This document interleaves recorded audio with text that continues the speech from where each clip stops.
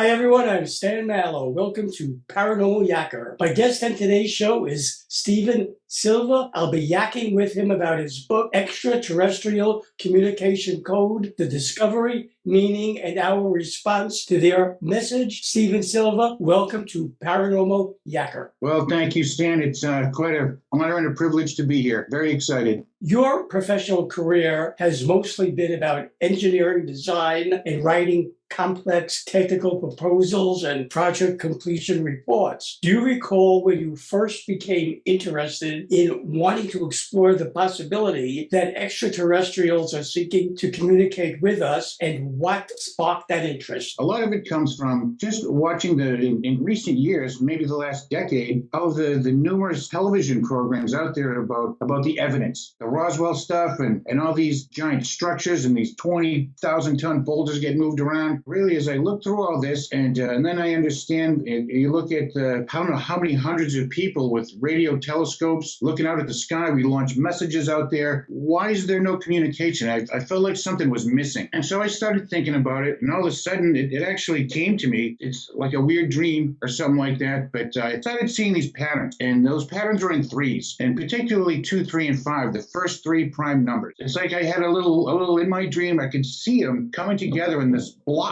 I put that together and said, what does this mean? And I kept going through these steps, and I ended up with this gigantic block of binary code. And then I'm thinking, well, what does this mean? It's like I kept taking steps that kept pulling me down the trail. And ultimately, it landed with this code that produced letters. Those letters produced words. And all those words started to mean something. And all of a sudden, it's like, you know what? Maybe I'm onto something here. So I pursued it. And a friend of mine I was telling about all this, he said, you should write a book about this. So I did. You had your first UFO experience in November 2020 and wrote a blog about it on your website. Later on in the show, I'll give out your website so my viewers can check it out. What I would like to ask you now, Steven, is if you can give a brief Reader's Digest version of that event. Sure. It was on that day, it was a weekend, early in the morning. It's not unusual for me to get up at 3, 4 o'clock in the morning and sit on the back deck with a cup of coffee and solve all the world's problems. And I was doing that. It was a beautiful, very starlit night. So I was just looking at the stars, and there goes a satellite, there goes this and that. And if you've ever looked out at the stars,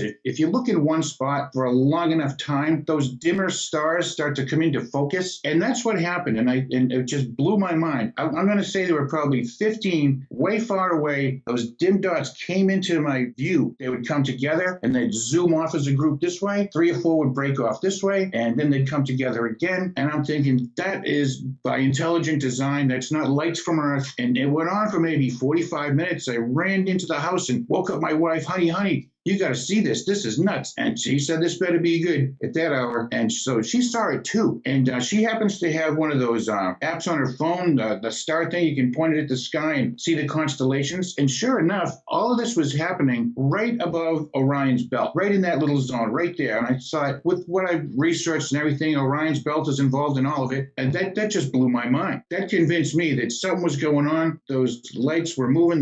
They had to be some kind of vessel. They were just great distance as they were moving, come together, come apart, and that was it. And then the sun started coming up. Never seen anything like it before or since. Extraterrestrial Communication Code is about the actual discovery of what could be an extraterrestrial deposited code and how its solution leads to a response to its message. That leads me to a 2-part question. Here goes. Part 1, Steven. How, where, and when was this possible ET communication code discovered? It was discovered by the block of binary numbers that I analyzed, came up with these words. 4 words: ETA, PAS, PAS, SWY, and ZAC. And so I started doing some research on those things, those words and what they mean, and they all seem to link to location and timing and light, the 3 things we see. And so the most interesting part of that was the word ETA, ETA, ancient Greek for the number 7. It was also the 7th letter of the Greek alphabet. And I discovered through this that there are 3 and only 3 islands on this earth that are called ETA Islands. One is in Antarctica, one is in the Bermuda Islands, and one is up in Canada. And if you look at the alignment of those things, the 2 of them fall pretty much right on the same line of longitude, and then it peels off to go to Canada. But that 3-point alignment lines up exactly with what the Orion's belt over the pyramids. It's the same thing. And if you make that triangle connection, and I went down the Bermuda Triangle path, not to discuss any of those phenomena, but it falls right there. And you make that adjustment, and you discover that the Antarctic Eta Island pretty much falls right on top of the Antarctic Circle. The northern one falls right on the Arctic Circle. And if you make that triangle, the point of that triangle falls right on the Tropic of Cancer latitude. So that, and you make an inscribed circle inside of that. And okay, I'm thinking maybe that has some significance. So let's look at that. So I do that, and you look at the two lines of latitude that bound that circle and go around the world. And oh my God, sure enough, all the stuff in Egypt falls in there. All the stuff in South America falls there. There's so much that falls there. So I'm thinking maybe this is an important location. Is this the spot at certain times of the year? Because the Arctic Circle and the Antarctic Circle are unique with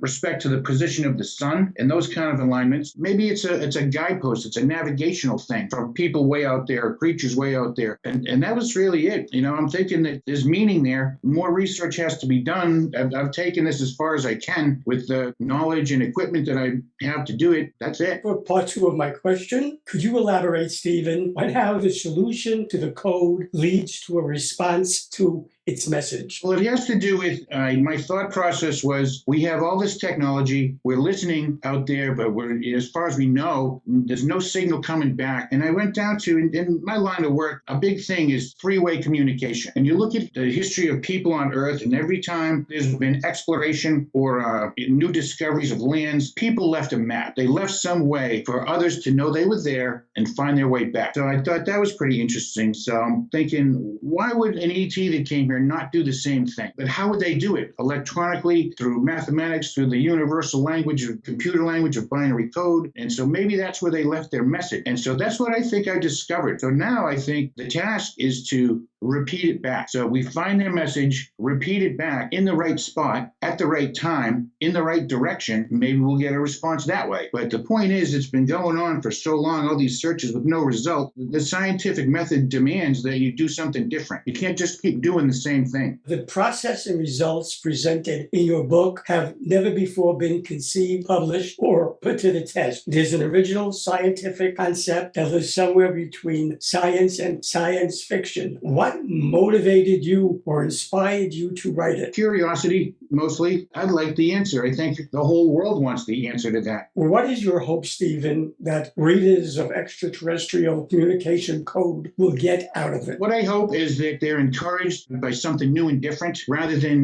there seems to be a lot of repeating of the same information. The same stuff keeps coming up over and over again, but this is different. And I'm hoping that some really smart person with sophisticated computer equipment might be able to take it to the next step and examine maybe that little circle that I plopped on the Earth. They could, like a sort of a laser pointer, point it at the sky and spin it around on the Earth's axis and see what it hit. Maybe it hit something important. I don't have the ability to do that, so I'm hoping someone will be willing to do that. And taking that even further, it would be wonderful to see like a science expedition go to these Eta places and take measurements. And maybe there's a magnetic thing going on there. We don't know. That's what I'd like to see. You have formed an extraterrestrial communication group. What is the purpose, the goals of the group, and who is it open to? First of all, it's open to anyone who wants to go there. And it's a place for me to really, what I try to do is encourage conversation about these topics. And it gives me an opportunity to expand a little bit further on through writing little blog articles on some of the subject matter. Have you found, Stephen, that the experiences members of your ET communication group shared with you about their encounters with alien beings tended to be more positive or negative? I haven't heard a negative one. It always seems to be that the contact is one way. It's them communicating or showing up and doing whatever they do. It's never a two-way street. I haven't had anyone tell me they've spoken to them. It's always a vision or something that the same ET experience you hear about all the time. And that puzzles me. Why does it always have to be one way? Should viewers of Paranormal Yacker want to order your book, Extraterrestrial Communication Code, learn about the Extraterrestrial Communication Group, and read the blog you wrote about your UFO experience, how do they go about doing it, and what is your contact information? Just go to the website, etcommgroup.com, etcommgroup.com. So it's all there. There's a link to the book, and I have on there links to like the Smithsonian and various places that pretty much daily publish new information that comes out all the time. It's a good waypoint for clicking around and reading articles, things like that. But all the contact information's there. Very easy to find. Stephen Silva, I thank you for being my guest on Paranormal Yacker. I wish you success with your book and that it leads to the open discussion of extraterrestrial communication topics, something I know you encourage and would like to see happen. All right. Thank you, Stan. Thank you. Great. Very much appreciated you giving me your time, and you're a very good representative of your book and your philosophy. You express yourself very nicely, and I'm sure it's going to communicate it to a lot of people. You did a good.